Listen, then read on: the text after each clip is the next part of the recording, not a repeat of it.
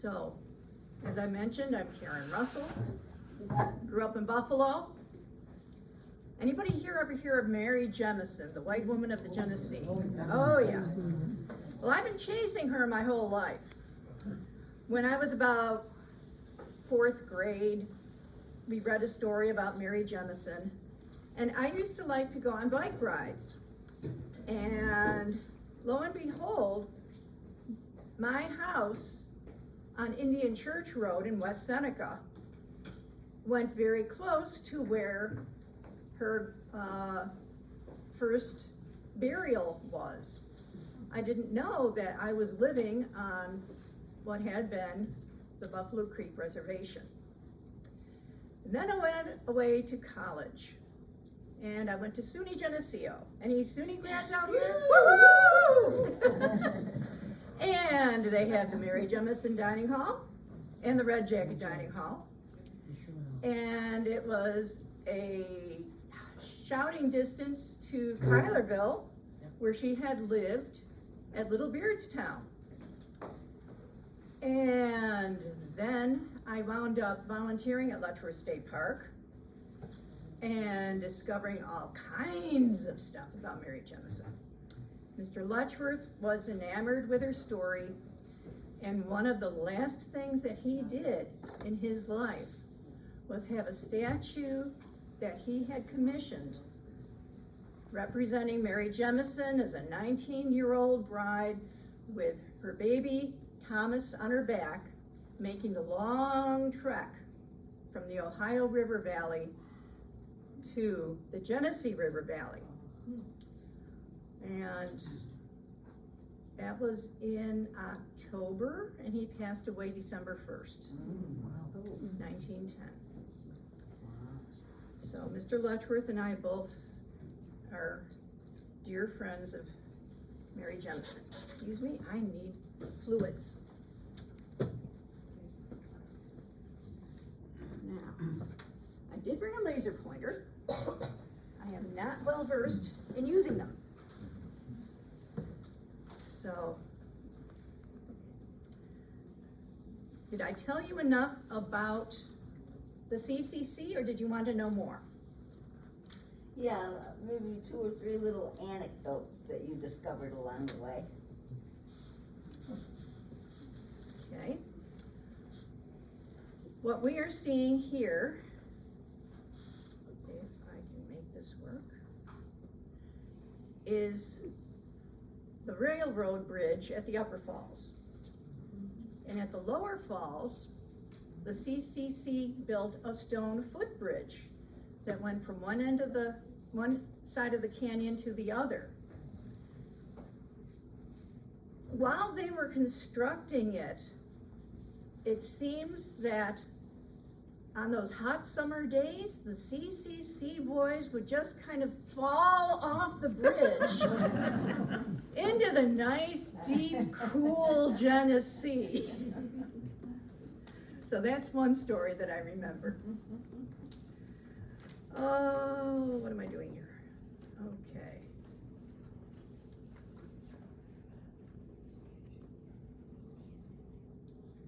Now I know what I'm missing. My script. Ta-da!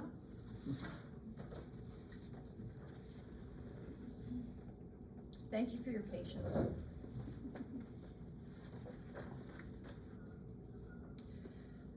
So, anybody know how I started at Letchworth State Park? Did you volunteer? I was a volunteer about 10 years ago, and they put me to work reading Mr. Letchworth's letters to and from, and arranging them, cataloging them. We call it accessioning in the museum business. And I got to read stories in those letters about Caroline Bishop, who was Mr. Letchworth's confidential secretary. Turns out she grew up within 2 miles of the Glen Iris. Her father and Mr. Letchworth were very good friends. They were both farmers interested in the most current and promising methods of agriculture to increase their yield. he was a regular visitor to their home. I got to read about the history of the council house in Canny-Adea. The Genesee River takes a sharp bend just south of the park at Canny-Adea.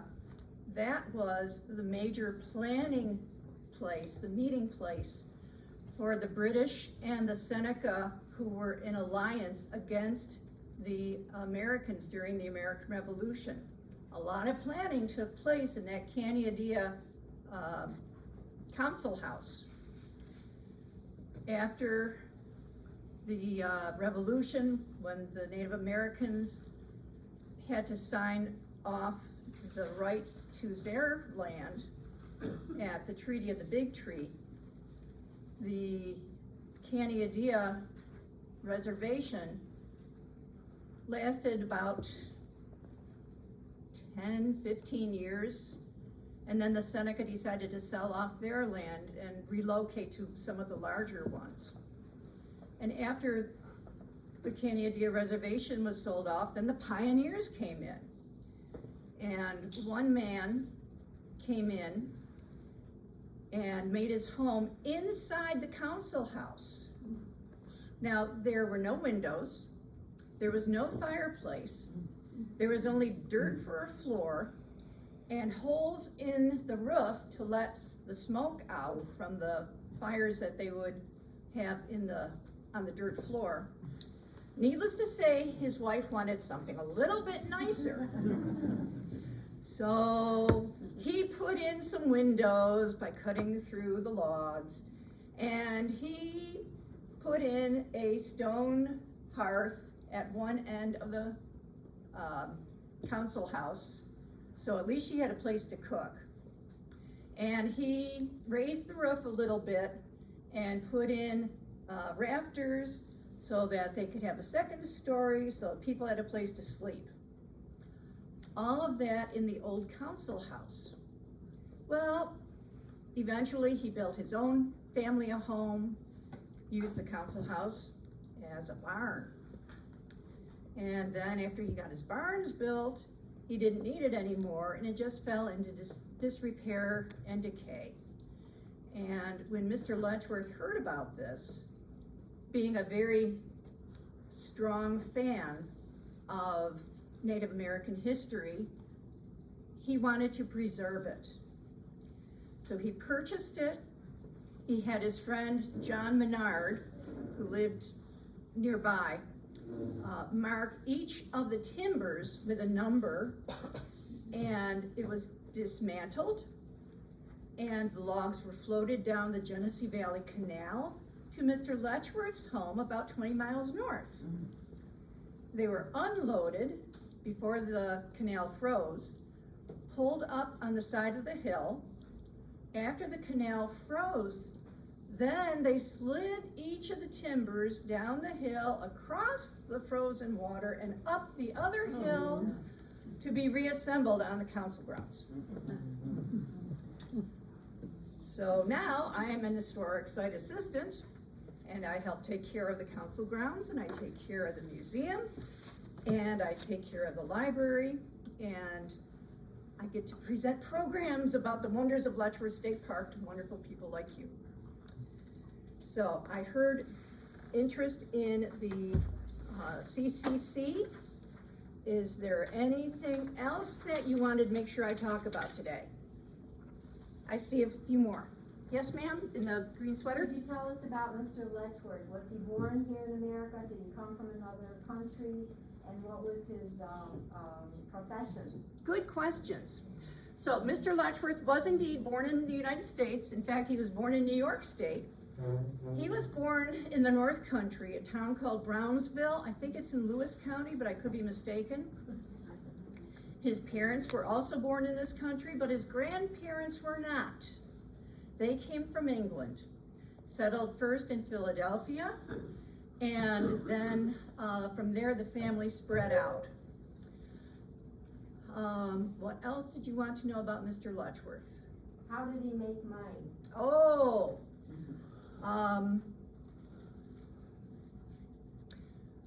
like most children in the early 1800s. He was born in 1823. And when he turned 15, he had learned as much as he could about his father's business, which was making saddles and using hardware for horses. And his father had him apprenticed to another gentleman in Auburn. By then they were living in the Finger Lakes area. I forgot to tell you that. The family moved to Sherwood on Cayuga Lake, I believe it is, or Owasco. Cayuga, one of those Finger Lakes. So in Auburn, the Holmes and Hayden and Holmes was the name of the company, and they sold the hardware that his father would buy to put on the leather harnesses that he made. And Mr. Letchworth, at the age of 15, was sent. He lived with one of the partners. He learned about the business. He learned not only how to make the materials, but how to do the banking. He showed he had a real good head for business. And that was 15. The owners sent him to New York City to learn about the banking end. While he was there, he met up with some business people from Buffalo, the Pratt brothers. And Pascal and Samuel Pratt invited 25-year-old Mr. Letchworth to join them in Buffalo. And together they would create a company called Pratt and Letchworth. And they would make hardware for horses and carriages and saddles. They would also create a process for making iron more usable called malleable iron, and that was often used with the railroads. So Mr. Letchworth was a partner in this company at the age of 25, and that is how he made his money. And gentleman in the red checked shirt, did you have a question too? The blue check shirt? What did I say, red? I'm not colorblind. Yeah, I was wondering if you could speak on the last council on Genesee. The purpose of the last council of the Genesee was two things. Mr. Letchworth, as I mentioned, had recovered the council house from Canandaigua that was falling into disrepair. He hired a grandson of Mary Jemison, who had grown up at Canandaigua and remembered what that council house looked like. His name was John Shank, and he supervised the reconstruction of the council house. And when it was ready, Mr. Letchworth had it dedicated and invited members of the Seneca Nation, members of the Mohawk Nation, because they had been at odds, enemies since the War of 1812, when they had fought on opposite sides. It was the ultimate untangling of the Haudenosaunee Confederacy, the Iroquois Confederacy. They call themselves the Haudenosaunee. So Mr. Letchworth hoped by inviting the descendants of the people who had fought in the American Revolution that somehow they could make amends at this, what they called the last council fire on the Genesee. When the day arrived, not only did members of the Seneca Nation and the Mohawk Nation come, there were descendants of Corn Planter, descendants of the Peacemaker, descendants of Mary Jemison, descendants of Colonel Brandt, who was a Mohawk, and there were many others. And Mr. Letchworth also was good friends with a former president who lived in Buffalo named Millard Fillmore. Millard Fillmore was present. And they had set up a fancy chair in front of that remade fireplace, or hearth that had been recreated, even though it wasn't part of the original council house. So he had a very regal chair. And when John Shanks was recreating the council house he remembered, he put benches along the outside long walls, because that is where the Satchams would come. They would sit, they would listen to one another after the council fire was lit. Because John Shanks had been instrumental in recreating their council house, he was given the honor of lighting the council fire. And I like to think that as the gathered members of the Seneca and the Mohawk, who were sitting on the benches along the outside, watched the smoke from the fire going up through the holes in the ceiling, they were recollecting what they had had when they ruled Western New York, and what they had lost, and what their future might look like.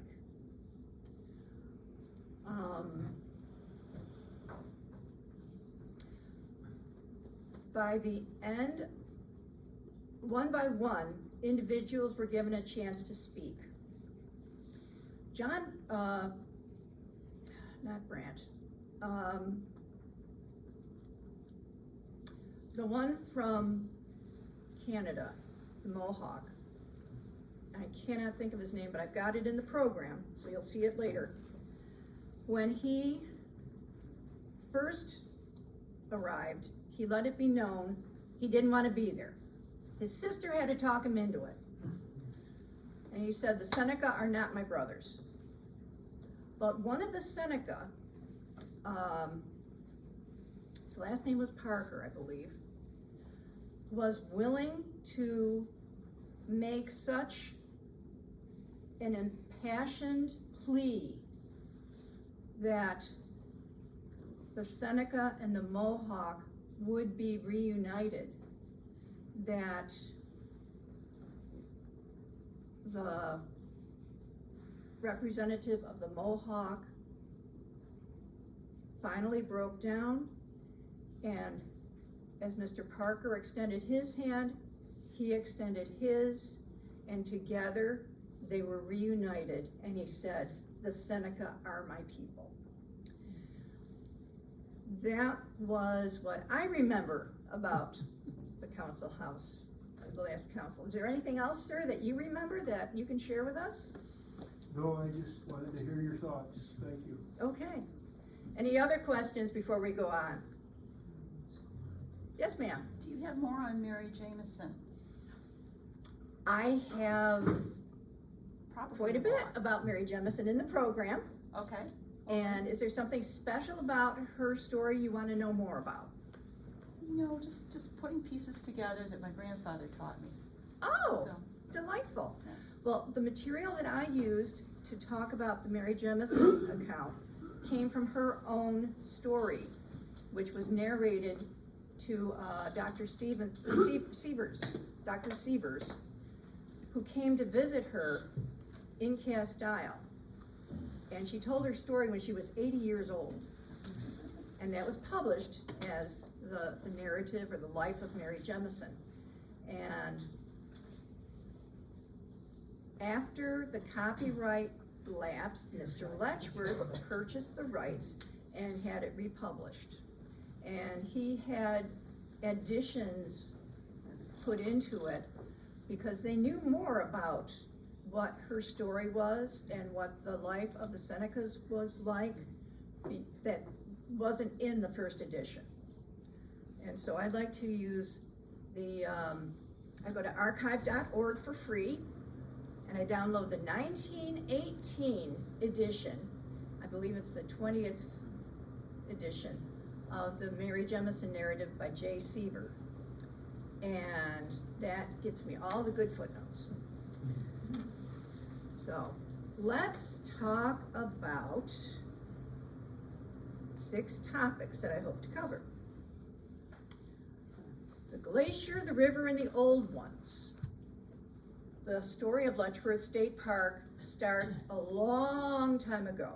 And I see I've already wasted, I've got 7:45. What time do you folks want to go home? When you're done. When you're done at night. Okay, just checking. Going to be talking about the Seneca and Mary Jemison. Going to be talking about the pioneer families who moved into the area around the falls. And Mary Jemison was one of those landholders. About Mr. Letchworth's arrival on the scene, about how the park started. This is the original 1,000 acres that Mr. Letchworth donated when he made his offer to the state of New York.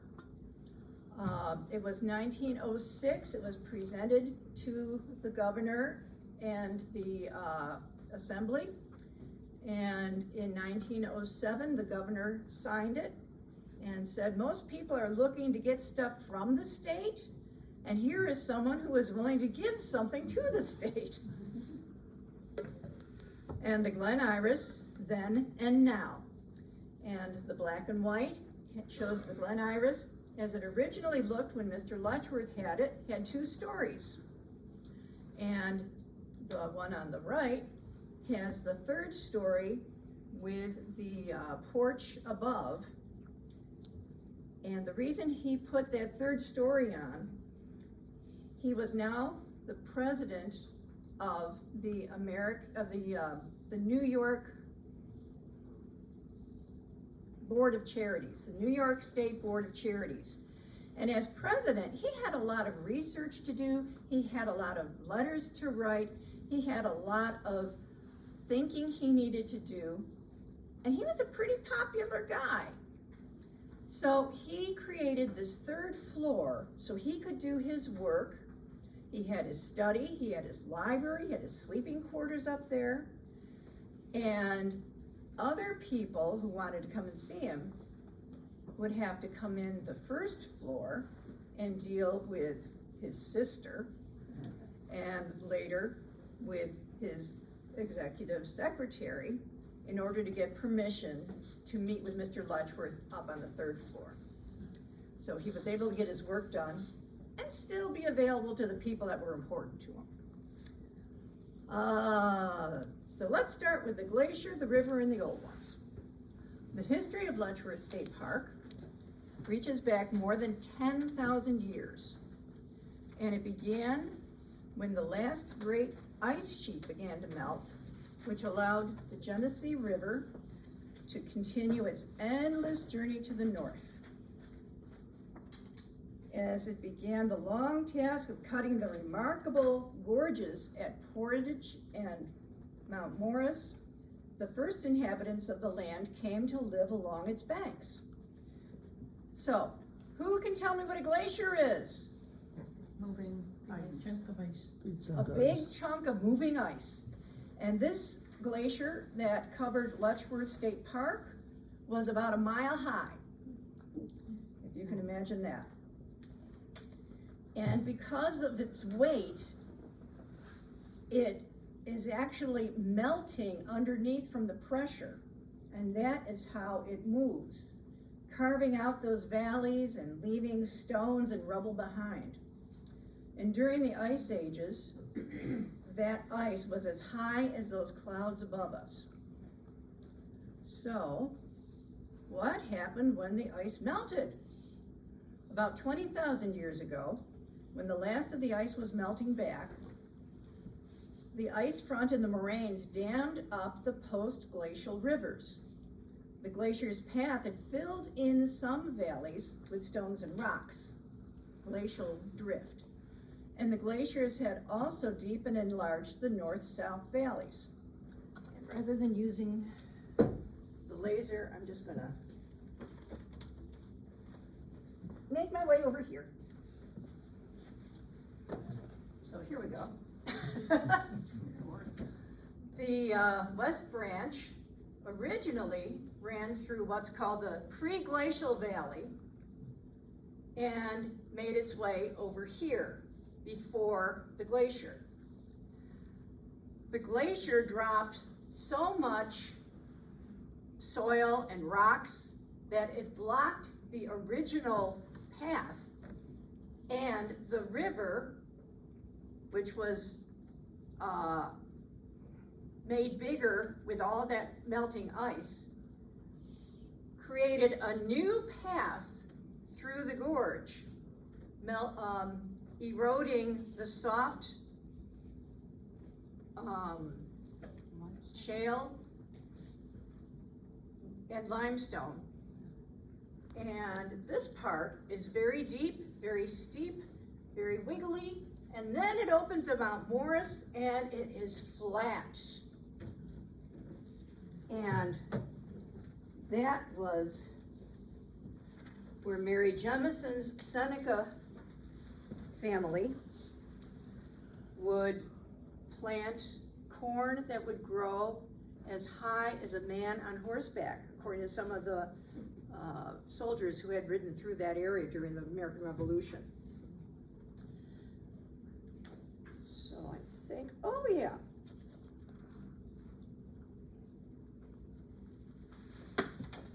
Now the Genesee actually starts in Pennsylvania, and it's the only river that cuts across all of New York State.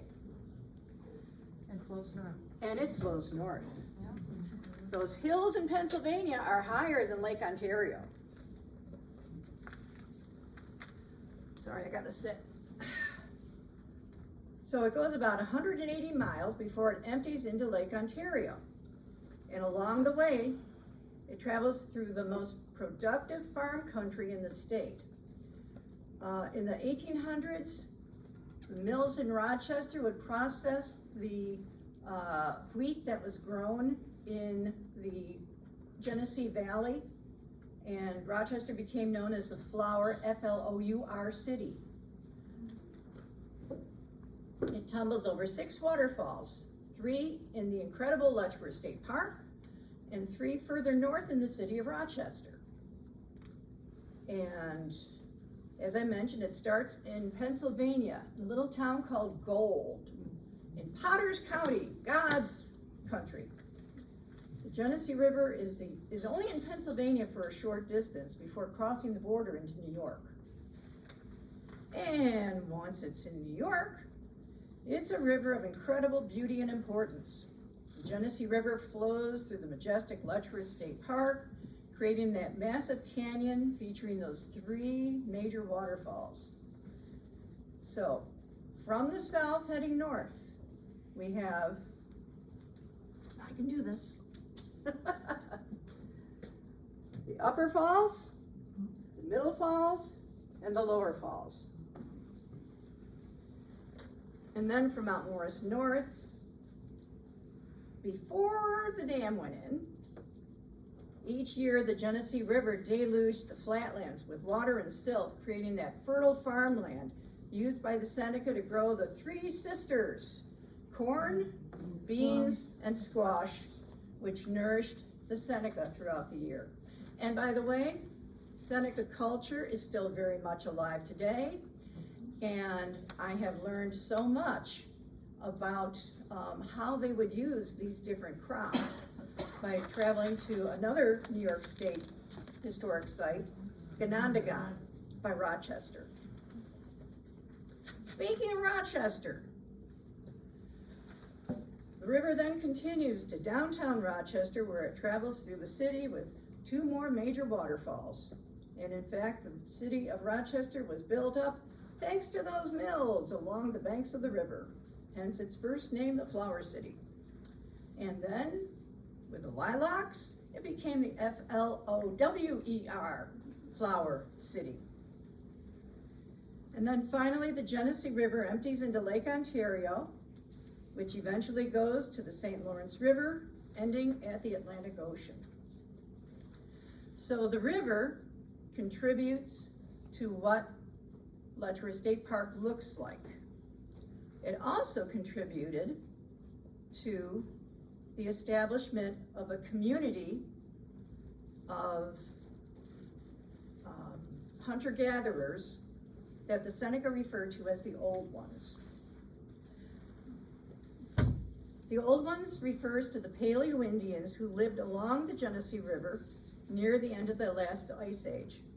The first Old Ones followed the great mastodons, and if you've ever been in the museum, the Pike Mastodon is there. It was found in the community of Pike when Mr. Dennis was digging his irrigation ditch, and suddenly his shovel hit something hard, and enough mastodons and mammoths have been found that as they excavated and saw what they had, word got out. Mr. Letchworth didn't want it to disappear into someone's private collection. He purchased it, and he had it professionally mounted by Mr. Ward of Rochester. Ward's scientific. He was the one that founded it. And then it's been on public display ever since. But back to the Old Ones.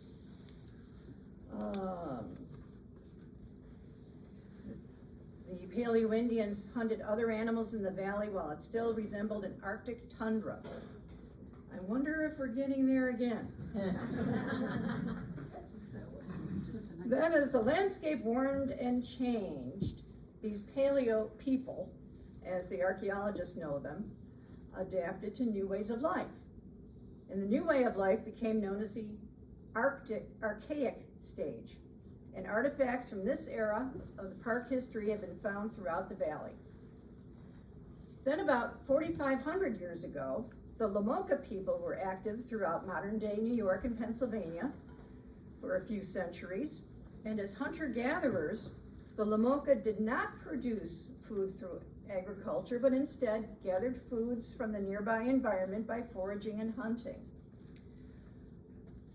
And we can tell more about their culture from the food remains that they left behind.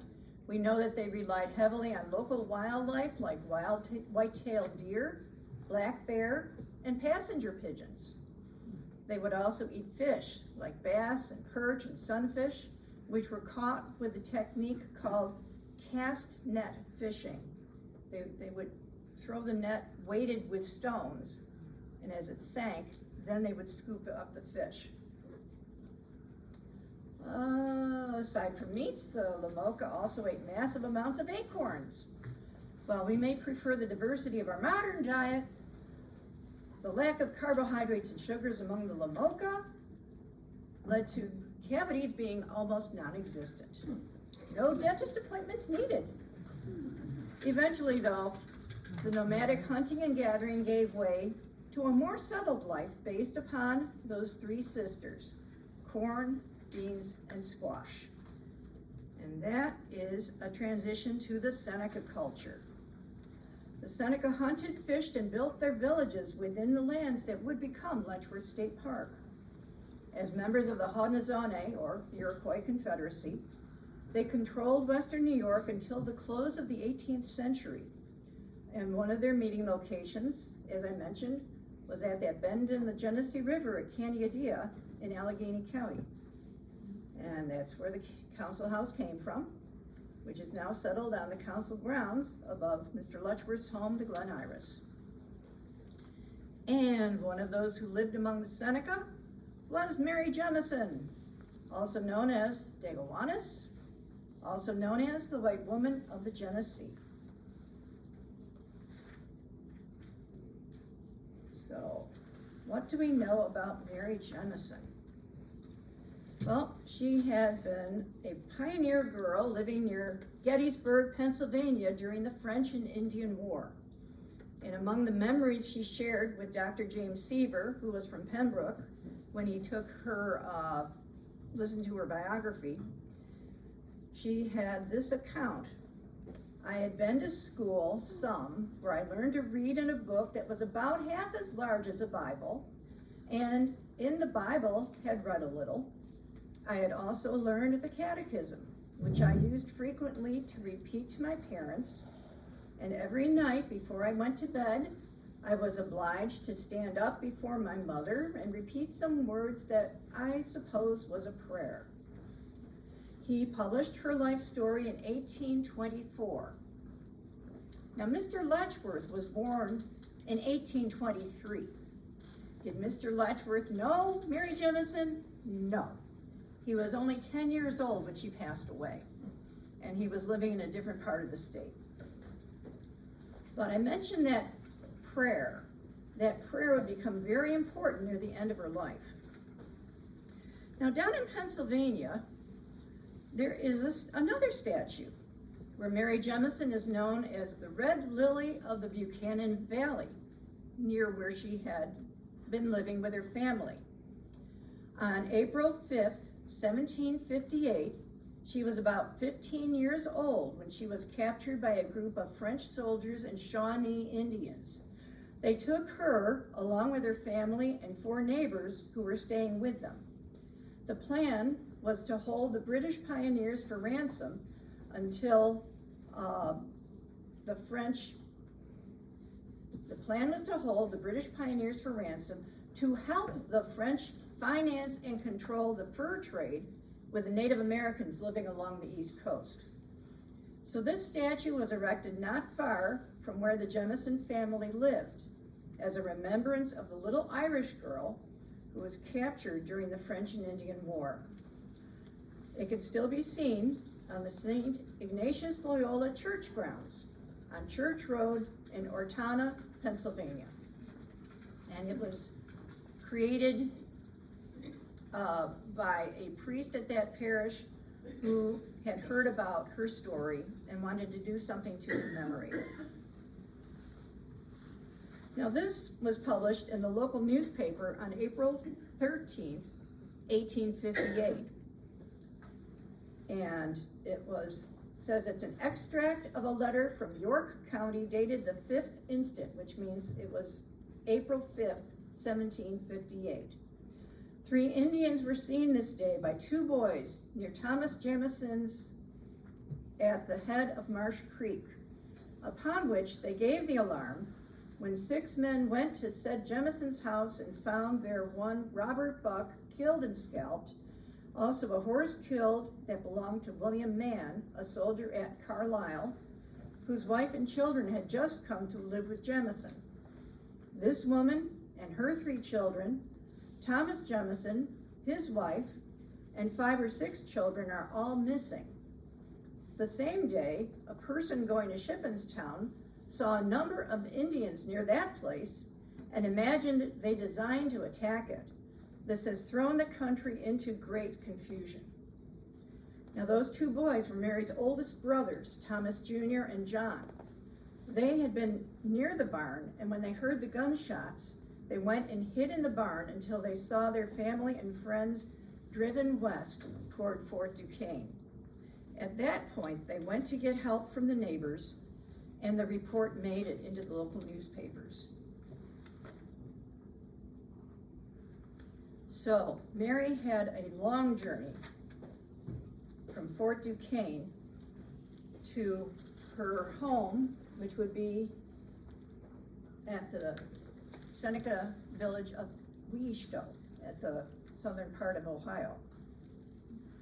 At Fort Duquesne, Mary was purchased by 2 Seneca sisters who loaded her into a canoe and headed down the Ohio. When she arrived at the village, she found herself in a very different world, the world of the Seneca people. They adopted the teenager, throwing her old name, clothing, and existence into the Ohio, and they wrapped her in her new identity. She was now Dagowanis, or 2 falling voices. Her narrative says that she was given the name of a pretty little thing, which is different from the meaning of Dagowanis. But in the Seneca culture, a person could have a new name given at significant points in their life. I believe she became Dagowanis, the 2 falling voices, later in life, as a recognition that she remembered enough of her English to communicate with the settlers, and she was fluent in Seneca, so she was a trusted interpreter for the Seneca and at times of treaties and things like that. Okay, so over the next years, Dagowanis learned the Seneca ways. She took a Delaware husband, Shenanjee, A little girl was born to them in the summer of 1761, but died soon after birth. Before the next spring, she gave birth again, this time to a son, who she named Thomas, after her father, whom she still missed terribly. Mary's adoptive sisters returned to their homeland on the Genesee River and sent word for Mary, her husband, and baby to join them. And that summer, with her baby and the cradle board on her back, Degawanis and Shenanjee started a remarkable journey. The journey was long and hard, almost 700 miles by the route they took. Finally, in the dead of winter, the Degawanis reached the Genesee, but without Shenanjee. He had separated from the party to do some hunting and trapping. He took ill and died. Degawanis was now a widow, but didn't know it, in a strange new land. But her Seneca relatives made a home for her at Little Beardstown, near the present day Cuylerville, New York. And this was the heartland of the Seneca people, the keepers of the western door of the Haudenosaunee, the Iroquois League, and life along the Genesee was good. She remarried to Hyakato, with whom she would have 6 more children. And this was, she remembered, a time when she and her adopted people lived quietly and peaceably. So, this shows how Mary's adopted sisters returned to their homeland and sent word for Mary, her baby, and her husband to join them. So, I just realized I read you the part that I had edited out, and this is the part that I wanted to read. Okay, what are the differences? It was Degawanis, Shenanjee, and 2 of her adopted brothers who started that remarkable journey. And it was almost 700 miles, and finally, in the dead of winter, Degawanis reached the Genesee, but Shenanjee, as I mentioned, had separated from Degawanis to do some hunting and trapping, assuring her that he would meet up with her in the spring. And her Seneca relatives soon made a home for her at Little Beardstown, the heartland of the Seneca people. But it was almost a year before she received word that Shenanjee had taken ill and died. And then she remarried Hyakatu. Baby Thomas was about 3 years old at this time. And then she would have the 6 more children. And this map is based on her remembrance of the journey, showing their travels by river and over land from the Ohio River Valley to Little Beardstown. They started in canoe. At one point they found some horses and they rode on horseback. They walked and walked and walked. There were other places where they were able to use canoes to travel the river, which was their interstate. And it was a long and perilous journey that took about 6 months.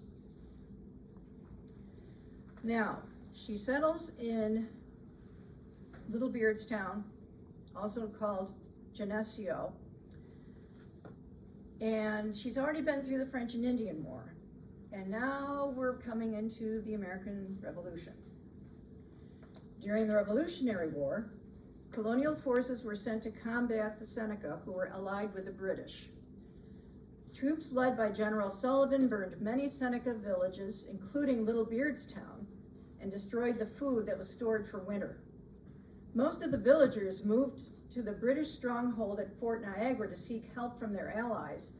But if Mary had done this, she would have been forced to leave her family and join a white society as a pauper, becoming a servant.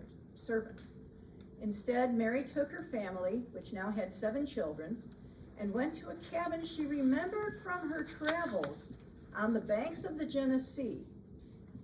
And that cabin stood at Gardeau. There she settled and lived most of her long life. And when the Seneca properties were divided at the Treaty of the Big Tree in 1797, Mary was awarded the Gardeau tract as reservation land. So from her home on the Gardeau Flats, Degawanis witnessed the transition of the valley from Indian lands to the western frontier of the new United States. Soon pioneers became her neighbors as they built their farms and communities along the Genesee River. When Degawanis and her family left the Gardeau Flats in the early 1830s, the pioneer era had already passed. Now, because she had chosen to stay with the Seneca after the American Revolution, she was rewarded with that large reservation called the Gardeau Tract. She was awarded this by the Seneca. She had adoptive brothers who had spoken on her behalf to the leaders who were negotiating the transfer of land. And when it came time for her to describe the boundaries of the tract of land that she wanted, the person writing down the details was not a native Western New Yorker.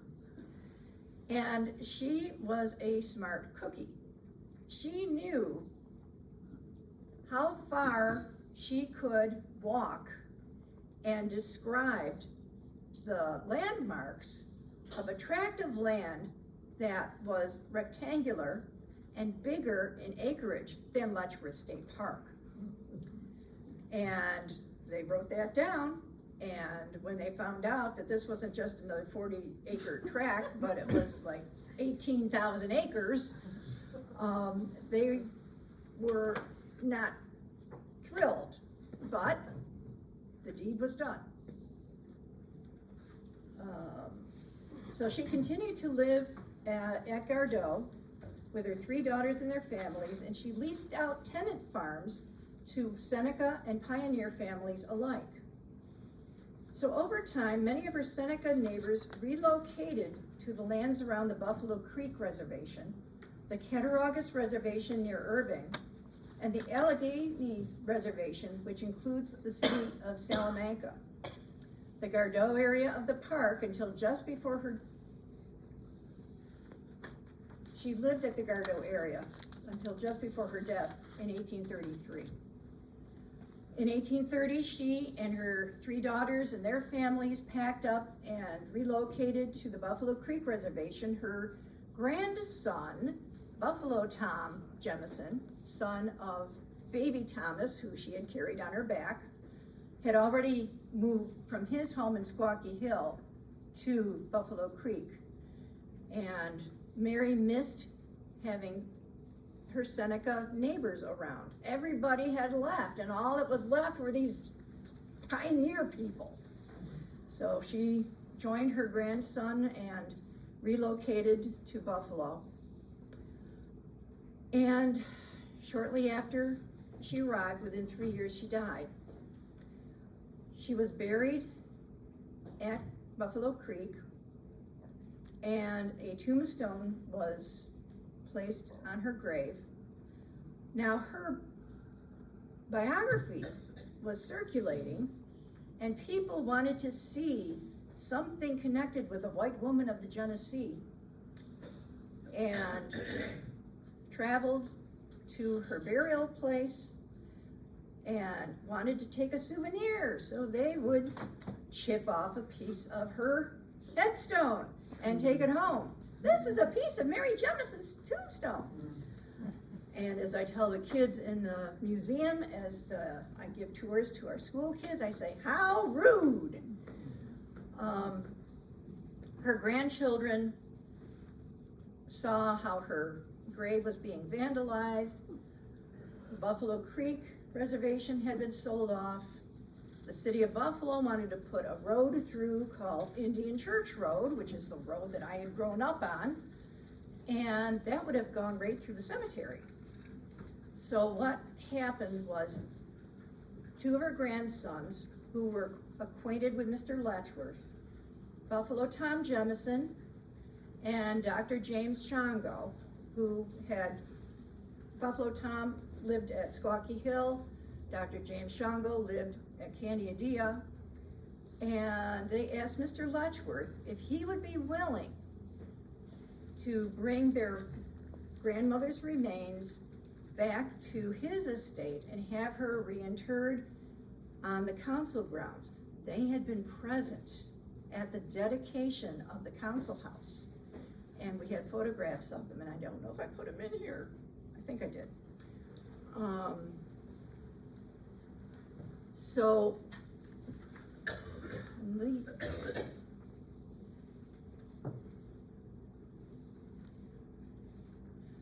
when her descendants learned that her grave had been vandalized and was being threatened by urban renewal, they asked permission from Mr. Letchworth to move her grave to the council grounds overlooking the lands that she knew so well.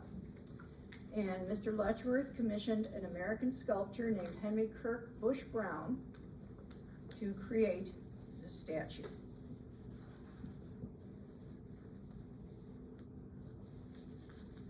So after the American Revolution, indigenous peoples are the original caretakers of the Americas, and their communities continue to preserve their traditions today.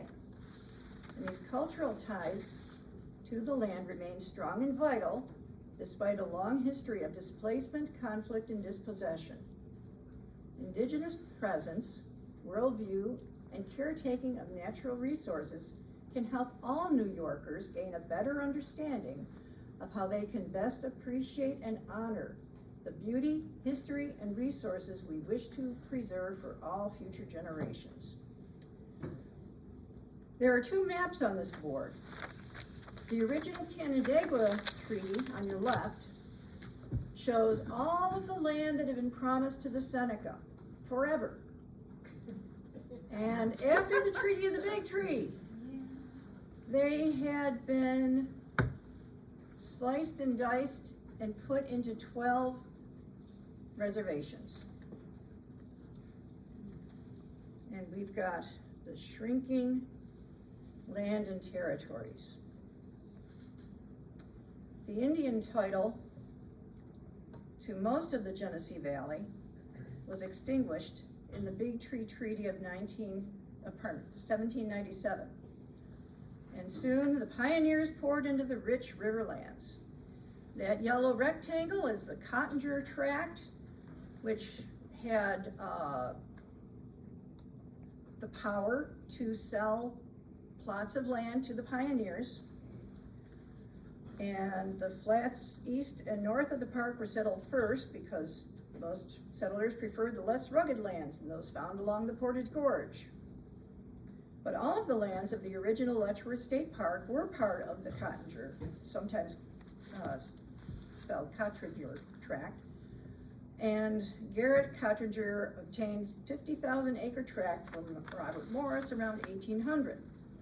And then it was surveyed in 1807 and sold to the pioneer settlers in the years that followed. And after the American Revolution, some land was set aside for veterans, and families left their rocky farms in New England and moved west, and Pennsylvanians and Marylanders migrated from the south. So the pioneers who rushed to clear and develop this rich frontier were all hoping to improve their lot. Some would turn back. Some would be struck by Genesee fever, which was a form of malaria. Some would move on to Ohio and Michigan, but many would stay. They sought out land agents, choosing from unsold parcels, eagerly making down payments for acres and beginning to work their land. To make their titles good, they eventually had to produce and market a surplus of field and forest products.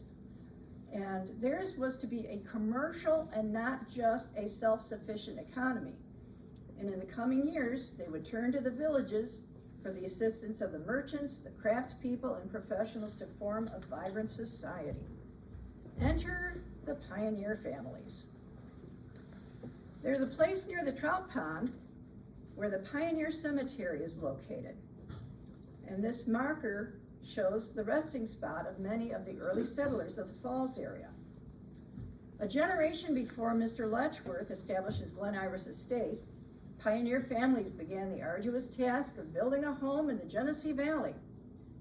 When these settlers came, the lands were part of the western frontier of America, a place of both peril and promise. They built their cabins, cleared their fields, and raised their families along the Portage Gorge. Some moved on to new frontiers while others remained, their resting places marked by old gravestones. Some of the families who settled in this area of the Three Falls included Jones, Botsford, Fancher, and Davis.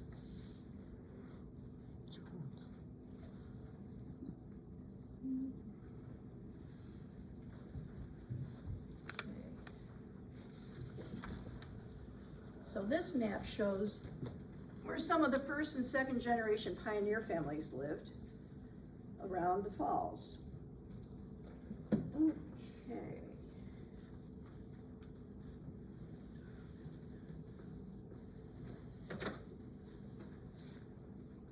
P. Jones, Harry Jones. He was one of those veterans from the American Revolution who was awarded a tract of land, but he didn't want to go alone. He got his brother Reuben to come along with him. And Reuben settled on, purchased some land on a flat area below the hillside where Perry's house was. Well, actually, they just started out with cabins. They farmed the land, built a cabin on each plot, and then being from Cayuga County, they went back to Cayuga County, married their sweethearts, and brought them back, and they were the first settlers in the area that is now Letchworth State Park.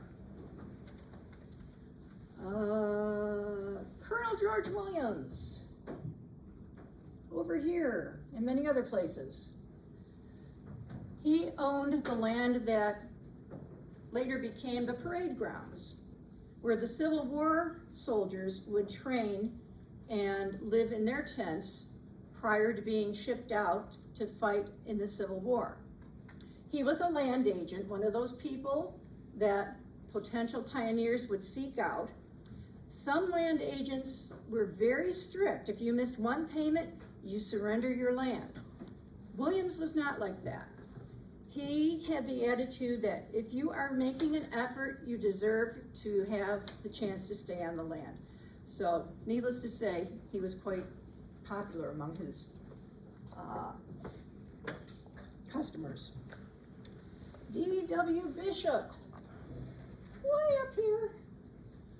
That's where that's where Caroline Bishop grew up. D. Wheeler Bishop and Mr. Letchworth were the farmers who visited back and forth regularly. And when Mr. Letchworth needed a secretary, his daughter was back from teaching for 10 years in the Albany area, and she was available to take that position. The Cataract House is not visible. There it is, down here, Cataract House. Quite close to the gorge. It had been, okay. Wyoming County, you could not buy alcohol, it was dry. This side of the river, dry. This side of the river, Livingston County, you could get anything you wanted. But the Cataract House was a temperance tavern. They would serve lemonade and soft drinks, and you could stay there. Well, for some reason, they weren't able to make a go of it. That temperance tavern is now Mr. Letchworth's home, but it started much smaller. So in 1816, the first pioneers arrived, and then soon others joined them. So Alva Palmer was the one that built what became the Cataract House. Started as a cabin, and then he made it a frame house with 2 stories. And he built a mill at the Middle Falls, and he died. Then the Glen Iris became Mr. Letchworth's residence for weekend retreats and a summer home. The Perry Jones family and the family of his brother Reuben rest among their neighbors in the Pioneer Cemetery. In return for his service during the Revolution, I already told you that. I already told you that. The cabins were replaced by houses as their farms became prosperous. This is the house that Perry built, and it still stands behind the visitor center today. As Mr. Letchworth began purchasing property, he acquired the Perry Jones farm from his descendants, and today it is the residence of one of the park administrators. Whipping through some of the pioneers, it's often recorded in our county's early history that as one family moved to unsettled territory, others soon followed. The Fancher, Clark, and Davis families moved from the coastal areas in Saratoga County, New York, when there was a demand for masts of tall ships. And if you had visited the area in the early 1800s at one crossroad, you would have found all three families. But as the need or availability of these massive timbers in the Providence area diminished, like so many early settlers, the families chose to move to greener pastures. This photograph is of Urania Clark Fancher, along with one of her looms and gravestones. And that loom is being worked by, I think it's her great-great-great-granddaughter. It doesn't have the threads on it, but you can imagine Urania sitting there working on the loom to create cloth and carpets and coverlets for the family and area residents. Right now it's on display in Nancy Jemison's cabin. Nancy Jemison probably didn't have a loom. She did have a spinning wheel, but it's the safest place to store something that big. In a letter to her sister Sarah, one of Urania's daughters, wrote, "Took Mrs. Reese's work off the bars and seamed it. As I write, the cold takes right hold of me." But the work needed to be done. So the Fancher family was close-knit and hardworking and well-respected, even though Urania's husband, Asel, in his later years was reported to tip a bit too much. He died in 1863, Urania in 1874, and they're buried in the Pioneer Cemetery with many other family members. Her property was sold by her heirs to William Letchworth in 1889 for $675. So here we represent the change from the 30s through the Civil War. Progress swept through the lands of Portage. We have this painting which depicts many types of roads, lumber mills, methods of transportation used in the valley in the mid-1800s. It was painted by a lady named Mary Haywood Shumway, and she taught painting at the Troy Seminary. She and her husband were present when the wooden railroad trestle was dedicated in 1852, and it now hangs in the William Pryor Letchworth Museum, and while Mr. Letchworth lived in the Glen Iris, it hung in his parlor. We've got 200 acres of trees that have been logged off on both sides of the Genesee that went into building the Erie High Bridge. And in 1858, on the advice of a friend, Mr. Letchworth took an excursion on the Erie Railroad to see the Portage Railroad Bridge over the Genesee River and the waterfalls at Portage. Progress had taken its toll. Much of the ancient forest had been reduced to lumber and potash, and the upper and middle falls had been harnessed by mills. Visitors could gaze from the great Portage High Bridge, but they could only imagine how beautiful the gorge had been only a few decades earlier.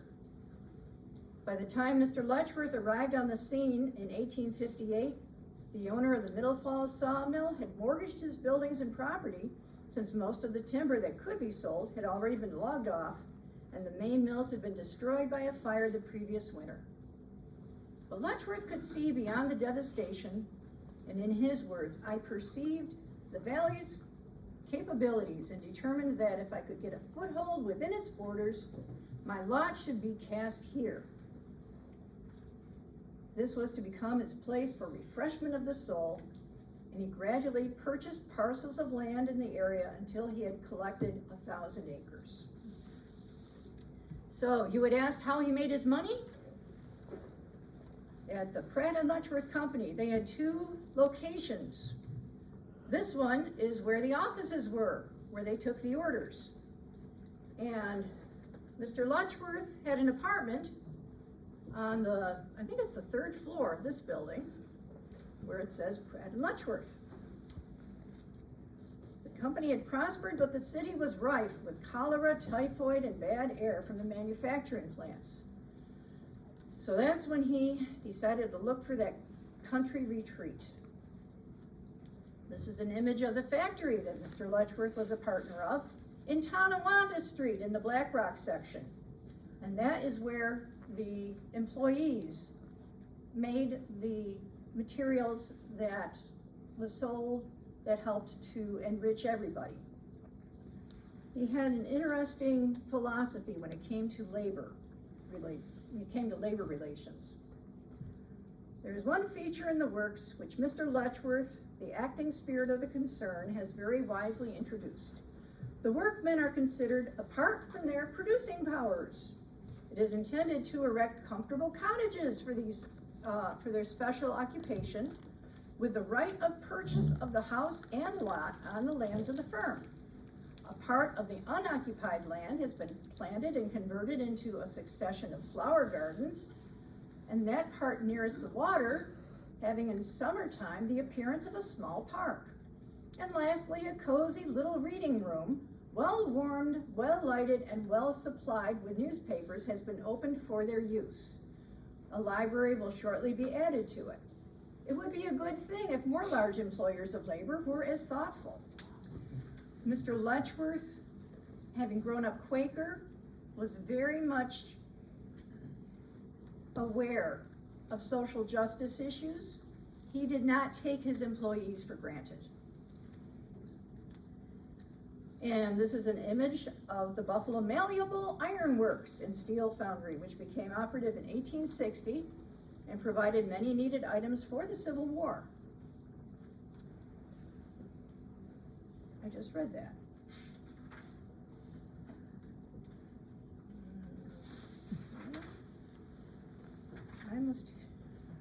Let's jump to Mr. Letchworth's arrival. There it is.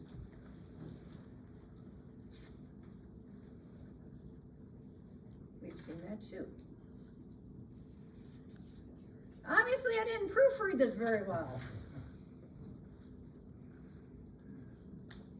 Okay, this is what Mr. Letchworth looked like when he was 25 and making his money. 10 years later, he was purchasing property around the Upper Falls, Middle Falls, and establishing his Glen Iris estate. For 50 years, he would expand and develop his holdings, carefully restoring the natural beauty of the valley while opening the grounds to visitors. He understood that the Glen's history was also important, and he worked to preserve and protect that history for those who came to visit his council grounds and museum, both of which are still there today. I'm going to skip over Mr. Letchworth's original agenda for the estate. He had a terrific desire to provide for children that were going through tough times. There were many children who needed support and education, and he had envisioned using his property to take care of the girls at the Glen Iris and the boys at Prospect House, teaching the boys agriculture and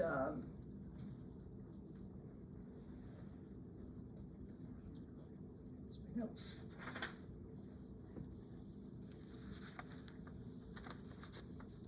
Gardening, agriculture, and mechanical arts, and the girls would learn domestic housekeeping so they could become employed or run their own home. And in 1902, he created a form of a fresh air fund for Buffalo area orphans.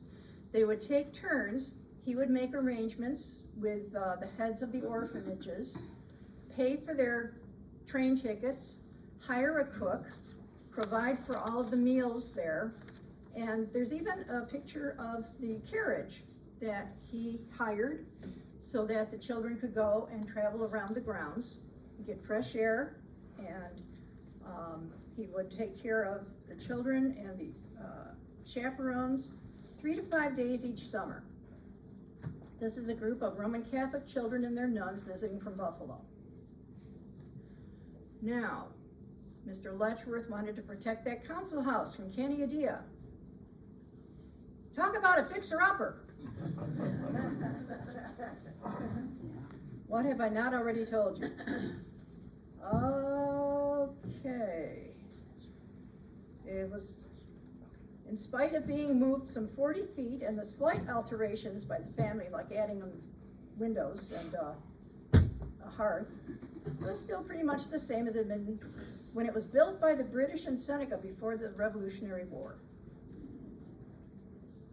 Here he is on the left in the tall hat, examining the building, and his friend John Menard from Hume, who had told him about it, acted as his agent, purchased the building, had those timbers numbered, dismantled, floated down the Genesee Valley Canal, and offloaded across the road from the Glen Iris Inn. And it traveled about 20 miles along the Genesee Valley Canal and pulled up the hill across from the Glen Iris to what would become the council grounds. I told you about John Shanks, the grandson of Mary Jemison, and here is a picture of him.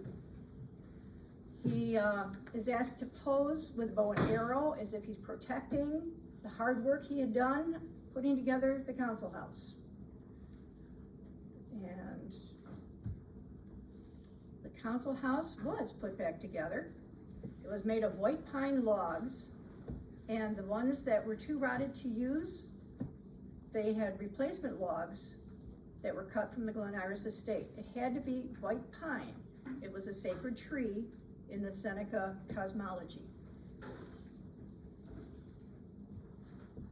And if you take a look at the, what do you call them? The needles on a white pine tree, they are in bunches of 5, representing the original 5-member nations of the Haudenosaunee: the Seneca, the Cayuga, the Onondaga, the Oneida, and the Mohawk.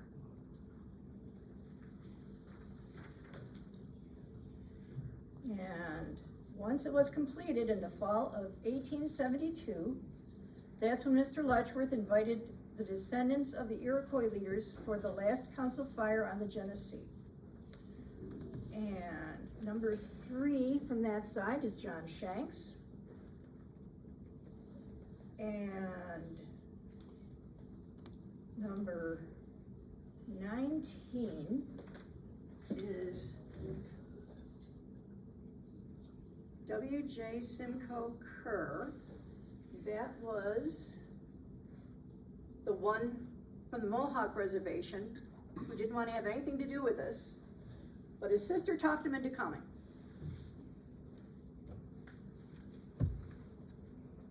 And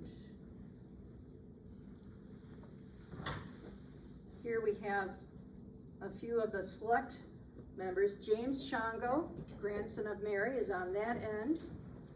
Thomas Jemison is on this end. And Nicholson Parker, a descendant of Red Jacket and brother of General Ellie Parker, number 6. He was the one who convinced W.J. Simcoe Kerr, number 5 in this picture, that he could mend the fences. And when he extended his hand, had it grasped and declared, "Seneca are my brothers." The enmity had been healed.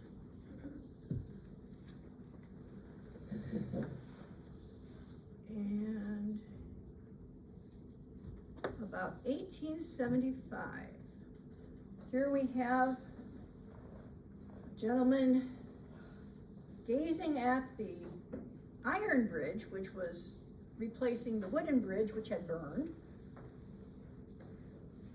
If this is Mr. Letchworth, he's about 52 years old. The original Genesee Valley Museum was built on the council grounds, and it stood between 98 and 1913. And after Mr. Letchworth passed away, the new museum opened in 1913 across the road from the Glen Iris. In 1898, when he opened the Genesee Valley Museum, there was a working fireplace in this interior shot, and there's that mastodon skull. Originally it stood at the Pike Seminary, which was a public school, and when Mr. Letchworth finished his museum and wanted to put it on display in 1898, there was much protesting that it shouldn't be moved. Well, Mr. Letchworth had his way, since it was his mastodon, and within 2 years, the Pike Seminary burned, and the mastodon skull would have been destroyed. And some of the original cases that were in the Council House Museum were reused when the new museum opened, and they are still used for our displays in the Native American room. How the park started. Over a period of 50 years, Mr. Letchworth planted thousands of trees to replace the ones taken out by the mills. And he had friends that helped him to do that. They would travel out from Buffalo on the railroad, stay for the weekend, especially the 4th of July weekend, and they were part of a group called the Nameless Club. They couldn't think of a name, so they called themselves the Nameless. Now this image shows Mr. Letchworth, about 67 years old, driving his horse and buggy. It's 1890, with 2 telephone poles in the background. And 12 days before his death, Mr. Letchworth wrote to his friend James Johnston, "Although very lame, I managed to go to the polls on Wednesday to cast my vote for the constitutional amendment regarding the proposed Harriman Park." Now this was something that the American Scenic and Historic Preservation Society had worked first to protect the Niagara Falls Reservation, and now the Palisades and Harriman Park. And Mr. Letchworth says, "I trust that the Palisades are now safe and the Harriman gift will go to the people." By having the American Scenic and Historic Preservation Society involved, businesses that wanted to harness the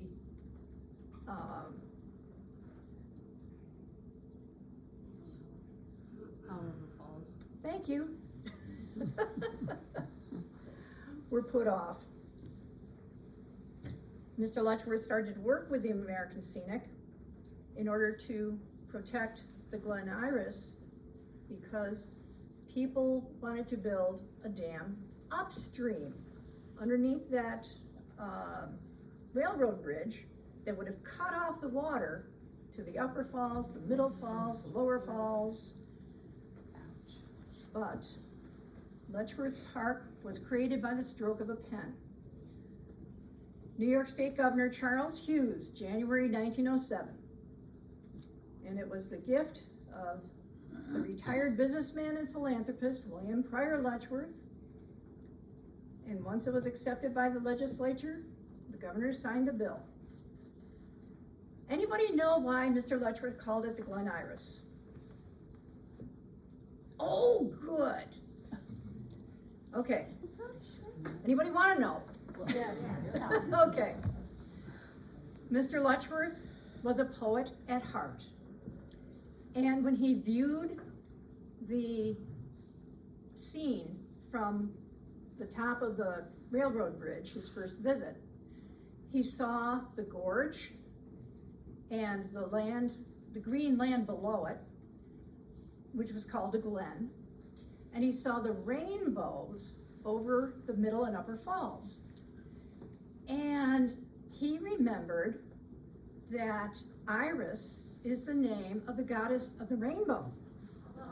And therefore, he named his estate the Glen Iris. So now you know.